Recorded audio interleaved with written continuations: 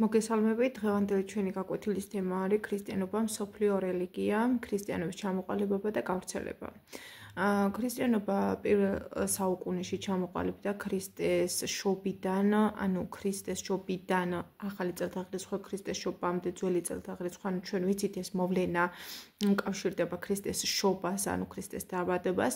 ქრისტეს ჰყავდა 70-მდე მოციქული, 70-დან 13 გამორჩეული მოწაფე და ამ 13-დან კიდევ 3 მოწაფე, რომელიც იყო ანდრია პირველწოდებული, სვიმონ კანონელი და მატათა, შემოდიან საქართველოში, ქადაგებენ ქრისტიანობას და ძირითადად დასავლეთ საქართველოს გააქრისტიანებენ, ხოლო რაც შეეხება პირველ საუკუნეში ამ ქრისტიანობის გავრცელება ხდება მხოლოდ რაც შეეხება სახელმწიფო რელიგიად კი უკვე მეოთხე საუკუნიდან იწყება, როგორც რომში, კერძოდ ბიზანტიიდან საქართველოშიც ვრცელდება და ამაზე ცოტა მოგვიანებით ვისაუბრებ, რაც შეეხება ამ ქრისტიანულ სარწმუნოების წმინდა წიგნს ეწოდება ბიბლია. ბიბლია შედგება ძველი და ახალი აღთქმისაგან, რომელიც შედგება სახარებებისაგან და არსებობს 4 ასე ვთქვათ სახარება, რომელიც მოგვიანებით შეემატა. ეს არის მათე, მარკოზი, ლუკა და იოანეს სახარებები და ესენი ასე ვთქვათ ვრცელდება ამ 4 თავის სახარების შედეგად ქრისტიანობის გავრცელება უფრო ეყრება საფუძველი. რაც შეეხება ქრისტიანობა, ჩვენ ვიცით, რომ იყოფა ორ ნაწილად, ეს არის დიოფიზიტობა და მონოფიზიტობა, ღმერთის ორბუნებრიობა არის, დიოფიზიტები ჩვენ ვართ კერძოდ მართლმადიდებლები, რომლებიც აღუწერთ, რომ ესე იგი ქრისტეს ღმერთის ორბუნებრიობას ქრისტე მიწიერი და ძეღმერთი არის, ხოლო მამა ღმერთი და სულიწმინდა. ამიტომ პირჯვის გადაწერის დროს ვიყენებთ 3 თიცხო: მამა ღმერთი, ძეღმერთი, სულიწმინდა. მამა ღმერთი და ძეღმერთი, მიწიერი და ზეციერი, ღმერთის ორბუნებრიობა ამაში გამოიხატება. ხოლო რაც შეეხება მონოფიზიტობას, ეს არის ღმერთის ერთბუნებრიობა, მხოლოდ მამა ღმერთს აღიარებენ, ესენი არიან მაგალითად კათოლიკები, რომელთა ასე ვთქვათ გაახლეჩვა და ამ რელიგიის განხეთქილებას საფუძველი ჩაეყარა მსოფლიო საეკლესიო კრებების დროს, თუმცა განხეთქილების ოფიციალური თარიღი არის, ეგრეთ წოდებული სქიზმა 1054 წელი. როდესაც იგრძელებოდა ეს ქრისტიანობა, იყო პერიოდი მანამდე ქრისტიანობის გავრცელებამდე მოსახლეობა უმეტესობა მოსახლეთა, ასე ვთქვათ, ქვეყნების უმეტესობა იყვნენ წარმართები და წარმართობის პერიოდიდან გადმოსვლა ქრისტიან ახალი მიმღებლობა ვერ მოხდა ამ სარწმუნოების და ამიტომ კრძალავდნენ, ასე ვთქვათ, იმდროინდელი მმართველები, მეფეები, იმპერატორები ამ სარწმუნოებას და ესეთი იმპერატორი იყო მაგალითად დიოკლეტიანე, რომელიც კრძალავდა ქრისტიანობას და სწორედ მის სახელს უკავშირდება წმინდა გიორგის წამება. ასევე იყო მიწისქვეშა სამლოცველოები პირველივე საუკუნეში, თუ სიღრმისეულად ჩაუყრმავდებით ამ თემას, კატაკუმბები, მიწისქვეშა სამლოცველოები, სადაც ფარულად ლოცულობდნენ და მაინც ამ სარწმუნოებას ავრცელებდნენ. ქრისტიანობის გავრცელება საქართველოში, როგორც გითხარით, მეოთხე საუკუნიდან წმინდა ნინოს სახელს უკავშირდება, ეს იყო კაბადოკიელი,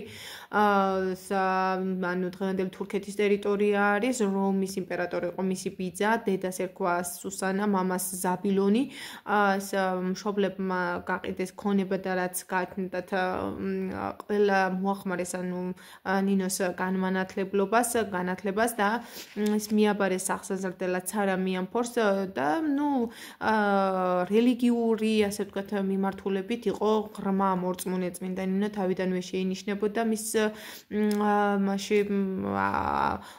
მოღვაწეობაში და ის წამოემართა საქართველოსაკენ და შემოდის საქართველოში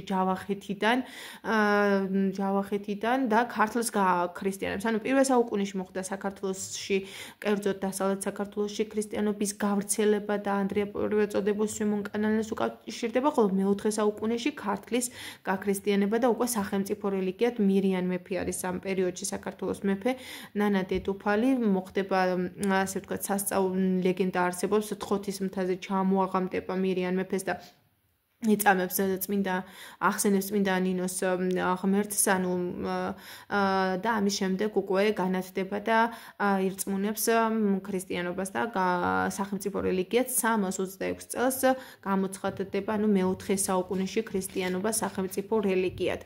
ასევე გაქრისტიანდა რომის ასე ვთქვათ ვიცით რომ ორად არის გაყოფილი წინა გაკვეთილებიდან ეს არის დასავლეთ და აღმოსავლეთ რომი. აღმოსავლეთ რომის ნანგრევებზე აღმოცენდა ბიზანტიაც ქრისტიანობას ასე ვთქვათ სწორედ აქედან შემოდის საქართველოშიც გავრცელდება მხოლოდ მაგრამ სახელმწიფო რელიგიად კი თეოდოსიუსის დროს გამოცხადდება 386 წელს. ხოლო რაც შეეხება ფრანკთა სამეფოს ხლოდვიგი იყო ფრანკთა მეფე რომლის დროსაც ქრისტიანობა გამოცხადდება სახელმწიფო რელიგიად ასევე სომხეთის მეფე დრდად მესამე და მის მმართველობის პერიოდში გამოცხადდება სახელმწიფო რელიგიად.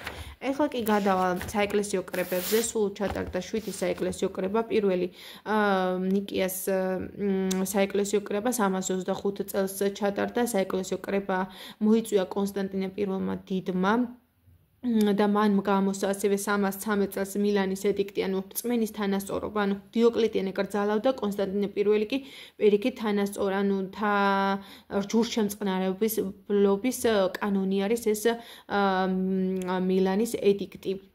და აი ამ პირველ საეკლესიო კრებაზე ძირითადად დაიგეგმა და დაკანონდა სარწმუნოების სიმბოლიკები და ასე ვთქვათ რიტუალები. მეორე საეკლესიო, ხო პირველ საეკლესიო კრებას ესწრებოდა ქართველი ეპისკოპოსი, ბიჭვინთის ეპისკოპოსი სტრატოფილე, ხოლო მეორეშიც კიდევ იყო ქართველი ეპისკოპოსი პანტოფილე. მეორე საეკლესიო კრება ჩატარდა 391 წელს კონსტანტინოპოლში. შემდეგ მესამე საეკლესიო კრება 421 წელს ჩატარდა ქალაქ ეფესოში, მეოთხე 451 წელს ჩატარდა ქალაქ ქალკედონში, მეხუთე 553 წელს ჩატარდა კონსტანტინოპოლში, მეექვსე 680-91 წლებში ჩატარდა კონსტანტინოპოლში და მეშვიდე ჩატარდა 787 წელს ქალაქ ნიკიაში.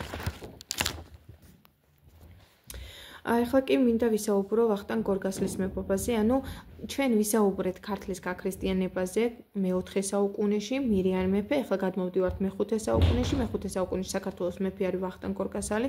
ამ პერიოდში საქართველოში ფართო ასპარეზზე გამოსული მტრები, ასე ვთქვათ, ახდენენ საქართველოს ზეგავლენას, ეს იყო ირანი, სასანიანთა ირანი, ალან ოსები და ჰუნები, ანუ სამი მტრის წინააღმდეგ უწევდა ვახტანგ გორგასალს წინააღმდეგობის გაწევა.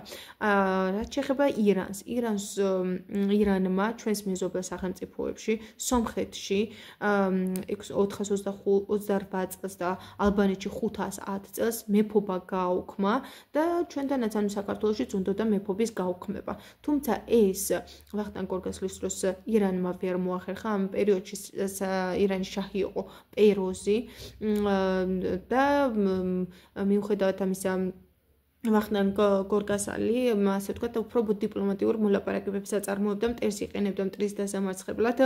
აქ ჰუნები გამოიყენა ირანის დასამარცხებლად, შემდეგ შიდა დაპირისპირებებიც მიმდინარეობდა, კერძოდ ამ პერიოდში ირანელები თავიანთ გავლენას ახდენდნენ საქართველოზე და აქ ჰყავდათ გამოგზავნილი პიტიახშები, სწორედ ასეთი პიროვნება იყო ვარსკენ პიტიახში, რომელიც თავის მეუღლეს შუშანიკს აწამებს ქრისტიანობის უარყოფის გამო და უნდოდა რომ ცეცხლთაყვანის მცემლობა ანუ მაზდიანობა მიეღო ანუ ეს ირანული ასე ვთქვათ სარწმუნოება რადგან ირანს უნდოდა თავის გავლენების დამყარება საქართველოში და ამიტომ ვახტანგ გორგასალმა ეს ვარსკენ პიტიახში აწამა.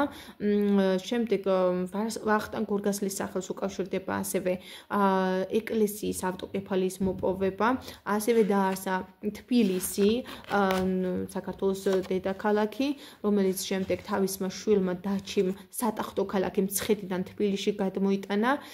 შემდეგ ვახტანგის დროს მოხდა ესეთი ბრძოლა სამგორის ველზე, სადაც ის მძიმედ დაიჭრება 523 წელს დაახლოებით და ანუ იღლიაში ჰქონდა ჯაჭვის პერანგი გარღვეული და ამის შედეგად მოხდა მისი ასე ვთქვათ შხამიანი ისრით დაჭრა, მოიწამლა სასიკვდილოდ უჯარმაში იყო და ესა სადაც გარდაიცვალა, ხოლო დაკრძალული არის მცხეთაში.